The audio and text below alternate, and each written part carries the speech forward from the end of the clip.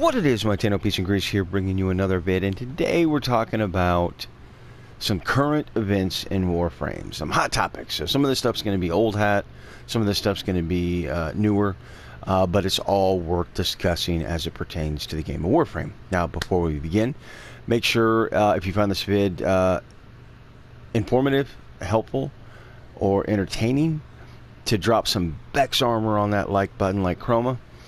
And some for future content. I greatly appreciate it. So first, let's get the Oxium discussion out of the way first. So, if you saw my No Mo Oxium bid, that was kind of a public service announcement to all of you guys to let you know there was a patch inbound that was going to render Galatea or Galatia null and void for farming Oxium. That patch is currently in effect and it has hit us. Now, I am working on an abridged how to Oxium bid. I'm probably about a week out on that. There's a couple other locations I want to continue testing. But if you don't want to wait for that bid, there is a... so far in my testing from what I'm seeing, IO looks like it's going to be your best bet. And this is pretty much what I predicted in my No Mo Oxium bid. And it's come to fruition at this point. Now, DE has said that the drop rates have been increased, and the longer you stay in a mission, the more Oxium you will see. Now, again, from my testing, this is proving to be accurate. This is good and bad. So I'm going to take a phrase from Life of Rio here. If you haven't checked that content creator out, please do so. Hilarious content. But he refers to players that jump in for 5 minutes or 5 waves as bite-sized players. Now, I'm not trying to disparage you guys if you're a bite-sized player. Hey, you guys do you. However, if you're farming Oxium, this is going to be a detriment to you. To maximize your Oxium gains, you're going to need to stay on IO for at least bare minimum 20 missions. Bare minimum.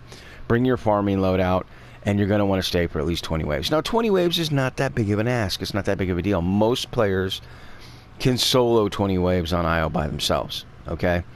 So 20 waves, not that big of a deal, not that big of an ask, all right? And you can level equipment up as you are actually farming for Oxium as well. So, and you can also gain the new relics for Chroma, the Grand Prime, and the Rubico Prime while you're there. So you're literally killing 3 birds with 1 stone. So it's a win-win-win-win. And I highly recommend, if you need Oxium, that's what you do currently. Now, I personally don't need Oxium. I haven't needed Oxium in a while. I think last time I checked, I was well over 100,000. This isn't me being braggadocious, just me being real with y'all. When I did my No Mo Oxium bid, that was a heads up to you guys out there that need Oxium. I don't need it, so it doesn't affect me in any way, shape, or form, but it is something to be aware of. So, moving forward, let's talk about the Riven controversy. Now, DE has stated that they are looking at putting a cap on Riven mods at MR8 so that players cannot buy, sell, and or trade Rivens unless you are MR8. Now, I honestly don't see that big of a problem with this. Okay, I really don't. I get if you're a newer player, you want Rivens, but I can see where DE's coming from. And I'm not trying to play devil's advocate here, but hear me out. I think that a lot of newer players jump into Warframe and they start focusing on Rivens and they start focusing on primed mods, and before you know it, that's their main focus before they ever even unlock the star chart or completed all the quests. So I can see from DE's point of view why they are trying to get players to focus more on unlocking the star chart versus grinding and farming and buying and selling and trading Rivens. So I can kind of see where they're coming from. This is really no different than primed mods. You can't see it right now, but what I'm typing in my search engine is okay, there we go. But this is no different than primed mods, and why DE put $1 million credit tax on primed mods, because while for experienced and vet players, 1 million credits is really nothing. For newer players, 1 million credits is a lot. And this was a way to detour newer players from focusing on getting these primed mods. So, you know, I get what they're trying to accomplish. I get what they're trying to do. They don't want you to over level prior to completing or running the quest. So I get it. I can see where they're coming from. They want you to focus on clearing the star chart. They want you to focus on doing these quests. They don't want you to be over leveled when you complete these quests. So I can kind of see where they're coming from. But let me know in the comment section, guys. Let me know. At what MR are you buying, selling, and trading Rivens? Let me know. Because I'm curious. Because back when I was MR8, I don't even think Rivens were a thing back then. So even at MR8, I don't think I would be buying and selling and trading Rivens. So you guys let me know in the comment section at what level you were when you started buying and selling and trading Rivens, because I can pretty much guarantee I was well over MR8 before I started doing that. Okay, so let's talk about the frame elephant in the room, Vauban. The Vauban quote-unquote rework. Now, I'm kind of disappointed by this. I don't consider this a rework. If anything, I consider this a tweak. Now, it's my personal opinion. The DE spends far too much resources continually reworking frames. You guys know me, I'm a gearhead. I'm the type of person that if I have a job to do, I'm going to go in, I'm going to do it one time, do it right, and that way the only thing I have to do from that point forward is small adjustments and tweaks. Vauban came out at the beginning of 2013, if I recall correctly. I could be wrong on that. It's really irrelevant, but if you guys wanted to know, you could probably type that into a search engine and find out his exact release date. But my point in all of this is that he's an OG frame. And in my personal opinion, all of these original frames, some of these OG frames, should be in a great spot right now. And only minor tweaks and adjustments need to be made. Look at Ember Prime, for example. She came out at the end of 2013. Yeah, I think the end of 2013. She's in a bad spot right now. Vauban's in a bad spot right now. And this is just, in my opinion, unacceptable. I'm not throwing shade at DE. I'm just saying that all of these OG frames should be in a great spot right now with only minor tweaks needed. Unfortunately, Vauban's quote-unquote rework leaves a lot to be desired. Oh, excuse me. All right, turn that off. But it leaves a lot to be desired. And the only changes really made were to his 1 and his passive. His passive it's okay. He deals 25% more damage to incapacitated enemies, whether that is through Vauban himself or allied frames that are currently with you on your squad. It's an okay passive. I kind of question its connection at times to some of his other abilities. Some of his abilities I can see, but some of his other abilities I don't understand the connection or why we went this route. But you can now charge up Vauban's first ability similar to Ember's first ability. Now, I don't use that ability on Ember, so I'm not a fan of it on Ember. So you could probably guess I'm not a fan of this ability on Vauban either. And you would be correct. I'm not a fan of it. It's just, Tesla's always kind of been more of a distraction than anything. Once you get to mid to high level stuff, Tesla just, while it does boost your status chance and its damage, it's not that great. Is this quote-unquote rework going to be enough to cause players to actually start using Vauban more? And the answer is no, it's not. And in fact, this quote-unquote rework does not bode well for Nyx. Now, hear me out. If this is what we can expect from a quote-unquote Vauban rework, it looks like Nyx is going to get a small change to her first, and that's going to be it. And DE is going to give us this quote-unquote rework for Nyx and go, ooh, look at everything that we've done. And we're going to be left scratching our head going, you've tweaked the first ability, that's it?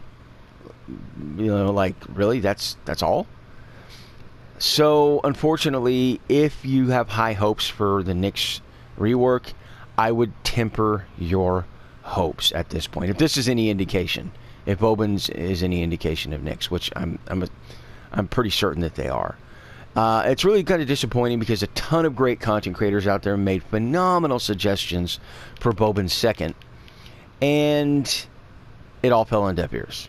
And here we are, we're still left with his second, and we're kind of like, meh. His second is ability you never use. You may occasionally use his first. Typically with Vauban, the ability I use most are his third and his fourth. And that's about it.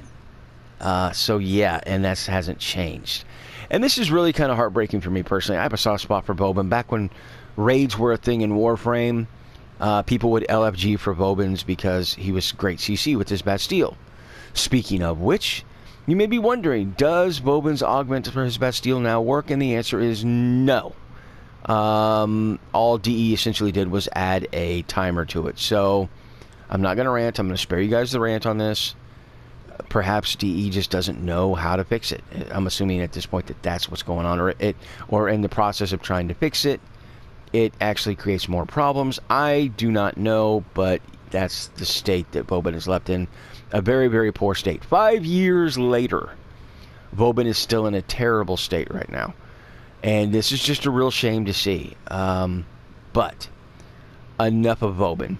I will say, if you're like me and you're sitting on stacks and stacks of Vauban primes, and you were really, really hoping that the rework was going to be worthwhile to elevate his price, that didn't happen. So we are now left with pretty much at this point worthless Vauban prime sets with the frame that really nobody has interest in, and a quote-unquote rework that nobody's even going to bat an eye at. Really kind of sad to see. But moving on. So let's talk about our new guy. We've got Rev. We've got the old Rev head, Revenant. Revenant, you know, from the neck down, Revenant looks great. I guess you could say that Revenant's kind of a butterface. Everything looks great on Revenant but his face at this point. That's the problem. This is personal opinion. I hate this helmet. On several occasions, I actually started to purchase his alternative helmet because I much, much, much prefer it over his base helm. But the situation with that is, and if you're out there in the same situation as with me, of not liking his default helm, chances are this alternate helm is going to go to a alert mission. Upon doing so, you're just going to have to run the alert to get it. And when that day comes, I will be ready to run it. So, let's talk about Revenant real quick. I did find an actual usage for him. There is an application for Revenant, and he works pretty doggone well, which I'll get to towards the end here. But with Revenant, you've got his Enthrall ability, which is more, annoying than anything. So it's an ability I just never use. You've then got his Mesmer Skin, which is very contradictory, because once you get to high level, I should say, it's very contradictory. Because Mesmer Skin, in theory, for low to mid range, it works fine. It's okay. However, at high level, it's completely and totally falls flat on his face. And the reason why I say this is because the whole idea of Mesmer Skin is you take damage from enemies. Well, the problem with that thinking is that in high level missions, it's going to go something like this. Oh, hey, if you're running Revenant on this high-level mission, just pop Mesmer Skin. Oh, okay, now what? Well, now just take damage from, that enemy, bombard over there. Just go ahead and take a rocket to the face. Oh, wait, you're down. Yeah, that's going to be the outcome. Mesmer Skin active or not, high-level enemies are going to put you down in one shot, which is really contradictory because taking damage from an enemy, from a high-level enemy, is just going to put you down, Mesmer Skin or no. So what's the point? You see what I'm saying? So, yeah, Mesmer Skin leaves a lot to be desired. I'm going to come back to Reeve here in a second. Let's talk about Dance Macabre. Dance Macabre was kind of sold to the Warframe community as a Mesa Type 4, but that's not accurate. Rev's fourth is more akin to Mirage's fourth. Now, I pretty much like every frame in the game, right? I think I see there are redeeming qualities about almost pretty much every single frame in the game. However, with Mirage, I never use her second and I never use her fourth. It's a waste of energy. Why? Because I'm constantly keeping her 1 up, and I'm constantly keeping her 3 up, and her 4 is a waste of energy that I could then use to reactivate her 1 or reactivate her 3, so I never use it. Considering that Rev's 4th is very similar to Mirage's 4th, and I never use Mirage's 4th, you could probably imagine I never use Rev's 4th. Just never do.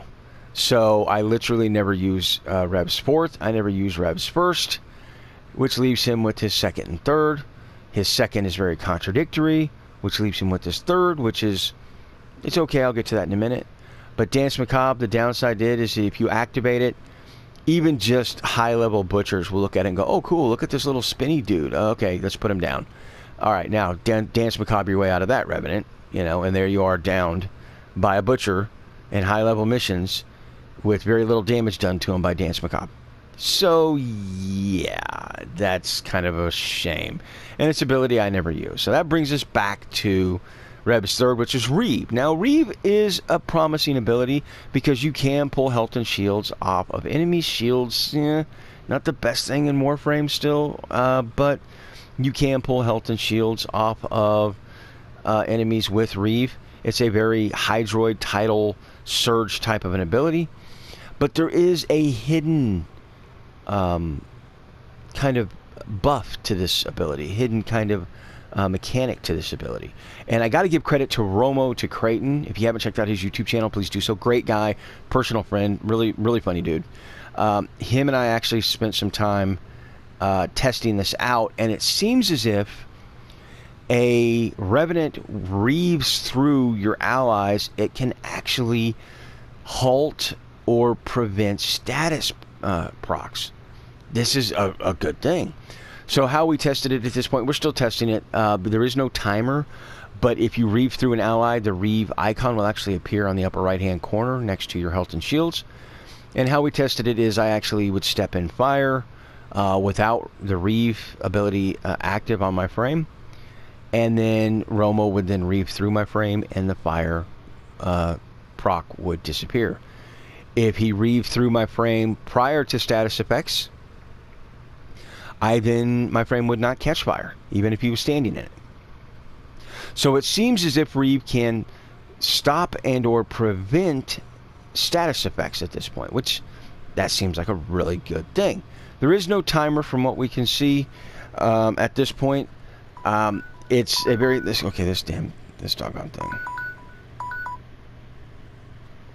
Sorry about that. But it seems like it's a good thing to have Reeve because you can leech health and shields, you can prevent status effects on allies. These are all good things. Again, low to mid-range missions, there's really nothing that Rev could not do. Obviously, experienced and vet players with better movement mechanics could probably utilize Rev in higher level missions to great effect.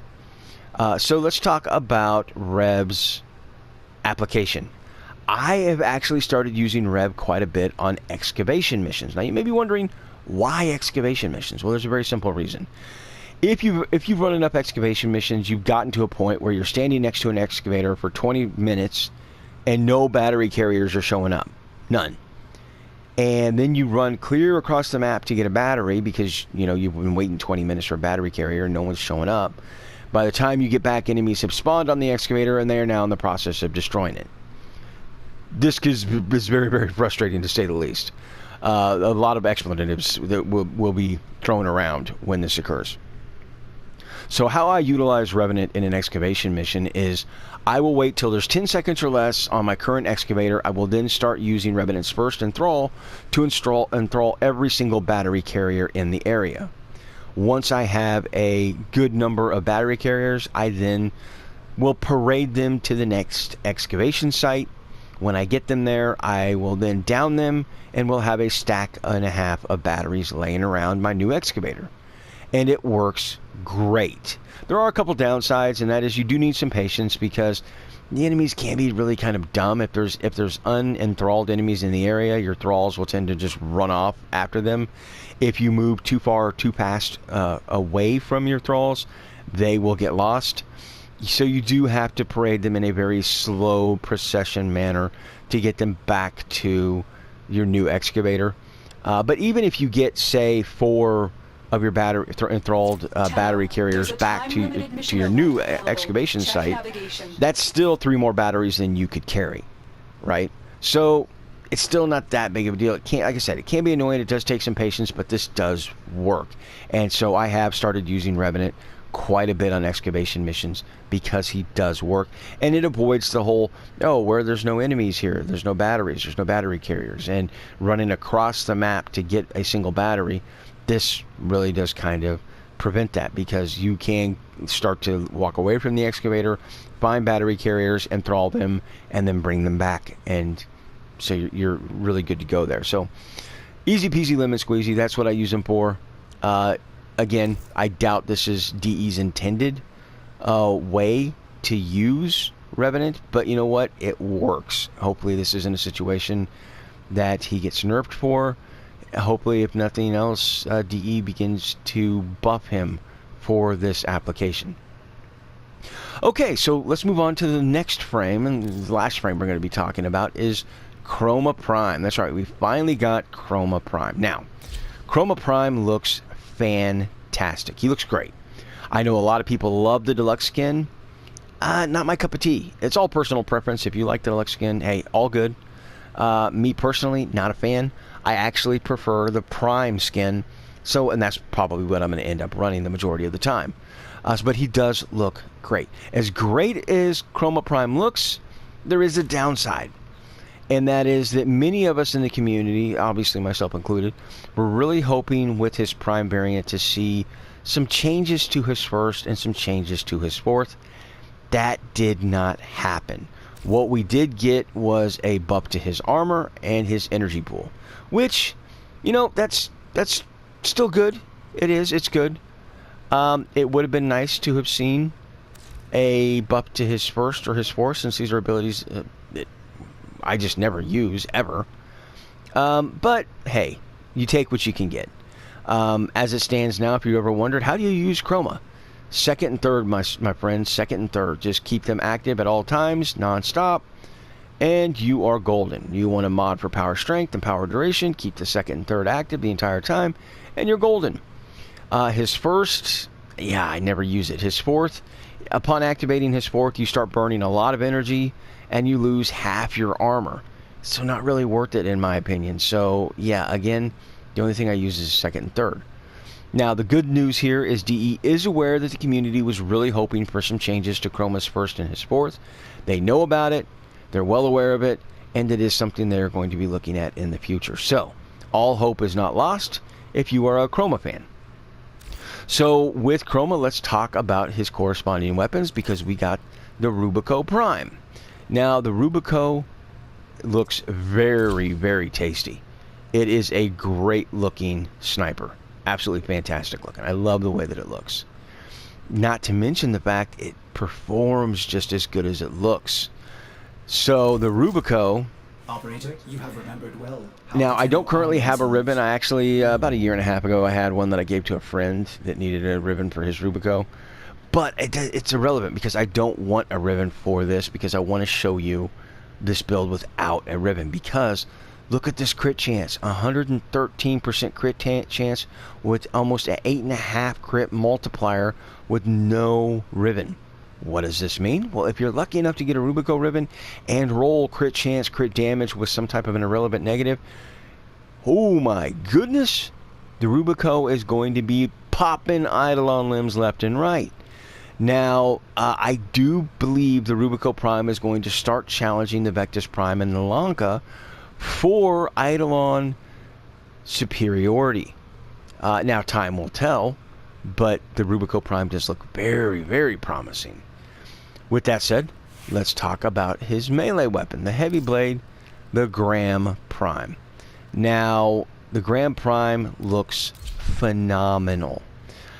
Now, you guys can probably tell from some of my past content, I do not have a problem purchasing cosmetics or skins. However, I personally feel it would be a crime to skin the Gram Prime, because it looks fantastic. It really does. It looks great. It looks phenomenal. Even if DE said, yo, Peace, we're going to give you your choice of any heavy blade cosmetic you want, any skin. Which one is it? I would say, specifically for the Grand Prime, I would say no, thank you, DE. Thanks, but no thanks. I love the way the Grand Prime looks. It's fantastic. It is. It really looks great. Personal preference. Some of you guys out there may not be a fan. I personally am. And I'll be the first to admit I was wrong. I predicted the Grand Prime was going to be absolutely just atrocious. And it is looking phenomenal. It really is just looking mean. Now, this build is just something I threw together. You can ignore it. And the reason for this is because you can build for status. You can build for crit.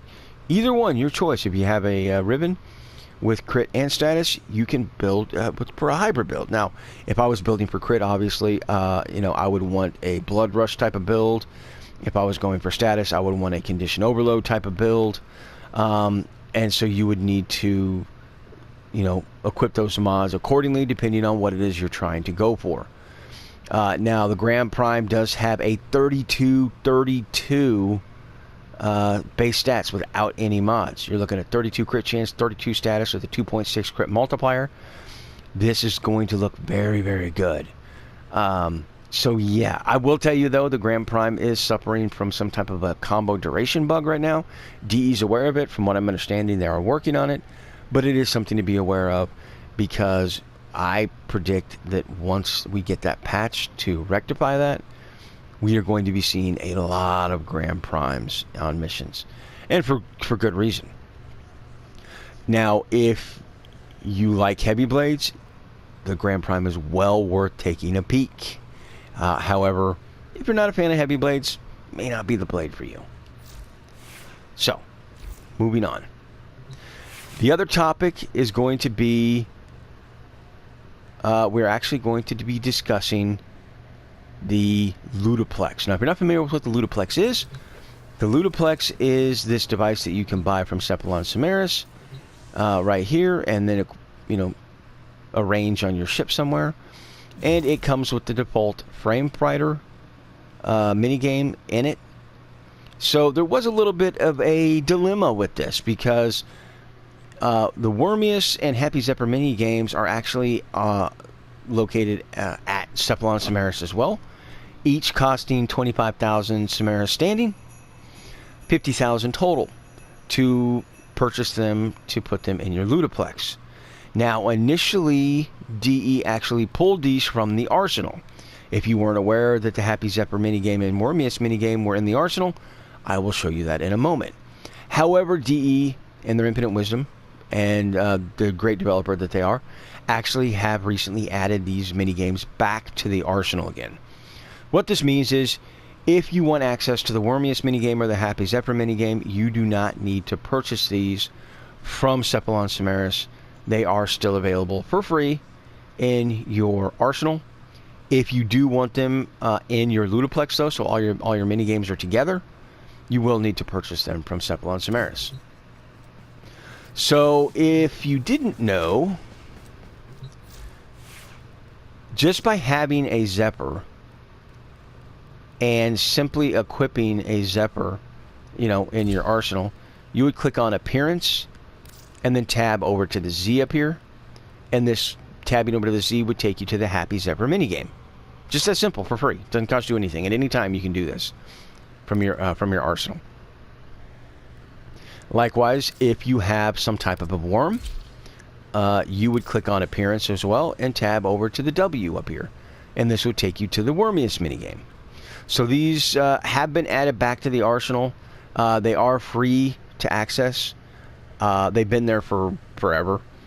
So the fact that DE initially pulled them, I'm glad that they rescinded that and actually added it back to the arsenal. As I said, if you want it, all your minigames in one location on the Ludoplex, you will need to purchase those. So the last thing we're going to talk about, and I am actually really, really excited about this, is heavy weapons in Warframe. Now, most shooter games have some type of a weapon loadout, primary, secondary, or special, and some type of heavy. All of my time, like 4 years off and on of Warframe, I never once did I really feel like I was missing heavy weapons or needed heavy weapons. However, DE in their most recent dev stream have said that they are looking at adding ArchWing weapons in regular missions as heavy weapons. What's my opinion on this? Genius. Look, the alternative would be them having to add a bunch of heavy weapons to the game, having to add a slot, having to add mods. That's a lot of work. The ArchWing weapons are already in the game. The mods are already in the game. The mechanics are already in the game. It's just a matter of correcting it so that you can then use those ArchWing weapons in a regular mission. I personally think it's a stroke of genius. Whoever at DE came up with this, you, sir or madam, are a genius. Perfect way to implement heavy without having to completely go back to the drawing board and change an absolute ton of stuff. Now, there are some in the community that don't like this because they feel that this is DE's way of forcing players to play ArchWing missions, and ArchWing is just not that popular. Now, there is a modicum of truth to this.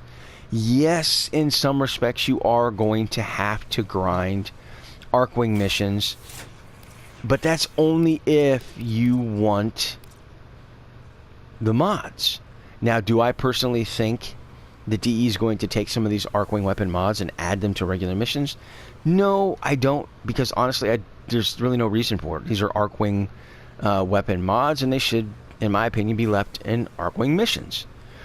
So yeah, you will have to grind, either buy from Trade Chat these more rarefied ArchWing mods, or you're going to have to grind for them. So yeah, you would have to play ArchWing missions to get these mods, but there are so many upsides to this. So what are the upsides? Well, first, these mods, these more rare mods, are actually going to go up in value because people are going to be pursuing ArchWing weapon and equipment now, which means that all of these types of rare mods that you may have in your inventory are going to actually increase in value because, supply and demand.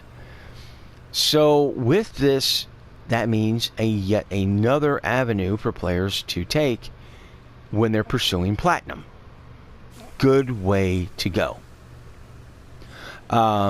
The other thing that this is going to do is it's actually going to increase the value of the ArchWing weapon parts as they exist in syndicates.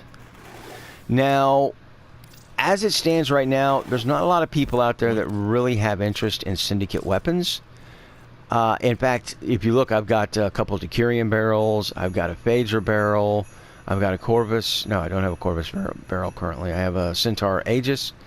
But yeah, my point here in all of this is that if I got 5 plat for each part, I'd be doing well, because people just don't actively pursue ArchWing equipment. It's just not a popular mode right now. Having ArchWing weapons as heavies, again, supply and demand, are going to drive the value of these parts up.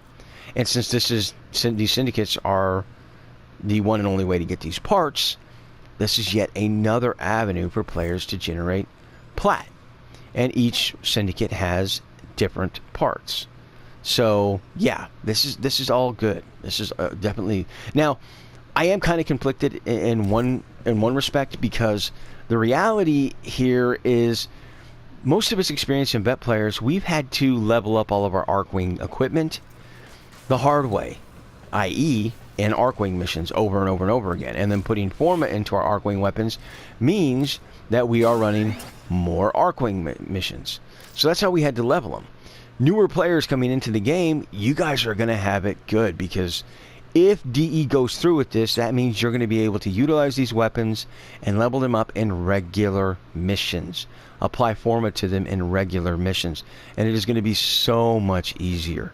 So you guys are definitely catching a break if they go through with this. So, my personal opinion, if DE goes through with this, I would start running ArchWing missions and start acquiring all of those rare mods right now. Start acquiring weapon parts from your syndicates right now. If you're sitting on Imperator Vandal sets, those are going to go up in value as well, again, because supply and demand. So yeah, I'm really, really excited about this, and I really am hoping to see DE go through with this. But time will tell. It's going to be hard to implement those without making them just OP. I mean, you look at weapons that we currently have in the game, and you have to ask yourself, well, if the ArchWing weapons are going to be even, a heavy weapon are going to be even more powerful, how do you prevent them from just decimating everything on the map? That's going to be a balancing act. It really is. It's going to be a real juggling act. But if DE can pull it off, I'm really, really excited about it. I think, as I said, it's the best way to implement heavy, and it's a stroke of genius on who's ever part of DE. They came up with this idea. So, that's it for public events today. I don't really have anything else to cover. Let me know in the comment section below what you guys think about the Vauban rework, what you're hoping to see from the Nyx rework, what you think about the Chroma, Rubico, and Grand Primes, and how you feel about this whole ArchWing weapon mod, the whole Riven MR8 level to buy, sell, or trade them. Let me know in the comment section. Let's get a discussion going, because I'm interested to hear what you guys have to say and what your opinions are. Until next time, peace and grease.